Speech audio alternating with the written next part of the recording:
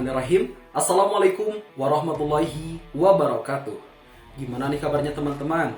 Semoga kita selalu dalam keadaan sehat walafiat. Amin ya Allah ya Rabbal Alamin.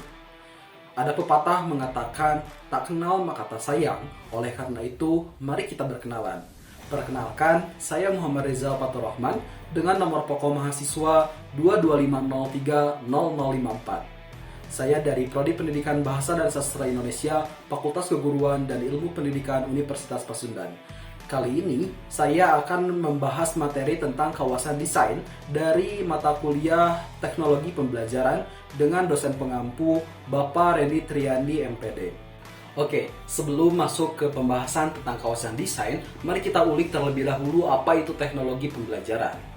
Definisi dari teknologi pembelajaran pada tahun 1994 dirumuskan berlandaskan 5 bidang garapan dari teknologi pembelajaran, yaitu desain, pengembangan, pemanfaatan, pengelolaan, dan penilaian.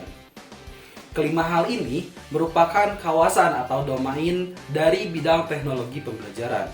Kawasan desain adalah proses untuk menentukan kondisi belajar dengan tujuan untuk menciptakan strategi dan produk. Kawasan desain bermula dari gerakan psikologi pembelajaran, terutama diilhami dari pemikiran B.F. Skinner pada tahun 1954 tentang teori pembelajaran berprogram.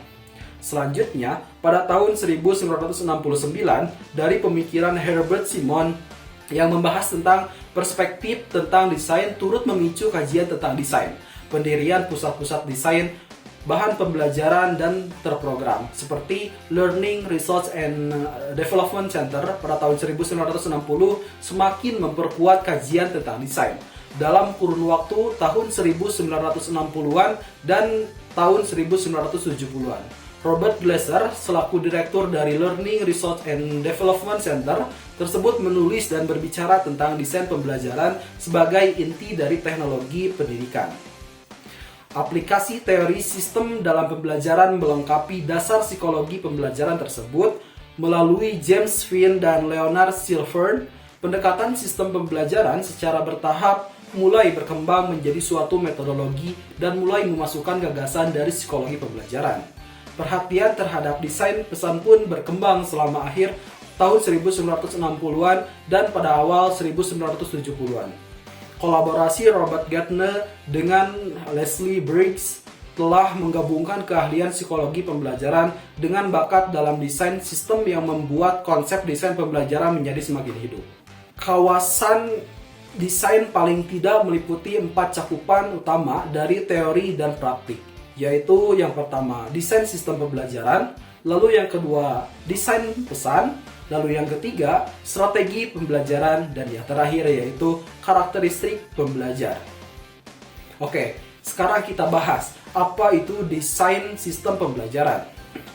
Desain sistem pembelajaran yaitu proses yang terorganisasi meliputi langkah-langkahnya, yaitu penganalisaan atau proses perumusan apa yang akan dipelajari. Lalu ada perencanaan, proses penjabaran sebagaimana cara mempelajarinya. Lalu ada pengembangan atau proses penulisan dan pembuatan atau produksi bahan-bahan pelajaran. Lalu ada pelaksanaan atau aplikasi, yaitu pemanfaatan bahan dan strategi. Dan yang terakhir yaitu penilaian atau proses penentuan ketetapan pembelajaran. Nah, di sini juga desain sistem pembelajaran itu biasanya merupakan prosedur linear dan interaktif yang menuntut kecermatan dan kemantapan. Agar dapat berfungsi sebagai alat untuk saling mengontrol, semua langkah-langkah tersebut harus tuntas. Dalam desain sistem pembelajaran, proses sama pentingnya dengan produk, sebab kepercayaan atas produk berlandaskan pada proses. Desain pesan. Nah, desain pesan yaitu perencanaan untuk merekayasa bentuk fisik dari pesan supaya terjadi komunikasi antara pengirim dan penerima dengan memperhatikan prinsip-prinsip perhatian, persepsi dan daya tangkap. Fleming dan Levy membatasi pesan pada pola isyarat atau simbol yang dapat memodifikasi perilaku kognitif, efektif, dan psikomotor. Desain pesan berkembang dengan hal-hal mikro seperti bahan visual, urutan, halaman, dan layar secara terpisah. Desain harus bersifat spesifik, baik tentang media maupun tugas belajarnya. Hal ini mengandung makna bahwa prinsip-prinsip desain pesan akan berbeda, bergantung pada jenis medianya. Apakah sifat statis, dinamis, atau kombinasi keduanya. Misalnya suatu potret, terus film, atau grafik komputer. Juga apakah tugas belajarnya tentang pembentukan konsep, pengembangan sikap, pengembangan keterampilan, strategi belajar, atau hafalan. Nah, di sini ada tadi yang saya bahas juga tentang strategi pembelajaran. Nah, lalu apa sih strategi pembelajaran itu? Jadi, strategi pembelajaran itu adalah spesifikasi untuk menyeleksi serta mengurutkan peristiwa secara peristiwa belajar atau kegiatan belajar dalam suatu pembelajaran.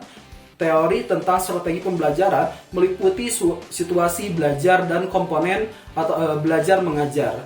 Seorang desainer menggunakan teori atau komponen strategi pembelajaran sebagai prinsip teknologi pembelajaran. Dalam mengaplikasikan suatu strategi pembelajaran bergantung pada situasi belajar, sifat materi dan jenis belajar yang dikehendaki. Nah, di sini juga ada karakteristik pembelajar, yaitu segi-segi latar belakang pengalaman pembelajar yang memengaruhi terhadap efektivitas proses belajarnya. Karakteristik pembelajar mencakup keadaan sosio, psiko-fisik pembelajar. Secara psikologis, yang perlu mendapat perhatian dari karakteristik pembelajar yaitu berkaitan dengan kemampuan atau ability, baik yang bersifat potensial maupun kecakapan nyata, dan kepribadiannya seperti sikap, emosi, motivasi, serta aspek kepribadian lainnya.